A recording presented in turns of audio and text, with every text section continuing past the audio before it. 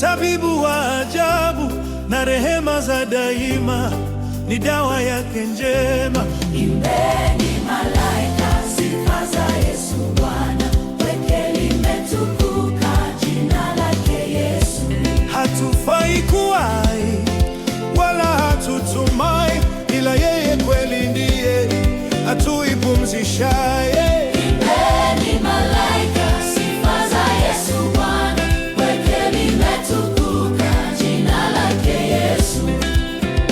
Amen, amen, amen, haleluya, amen, amen, amen, amen, haleluya.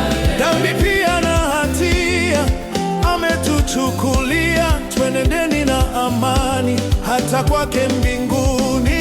Imbeni malaika, sifa za Yesu Bwana, pekee limetukuka jina lake Yesu.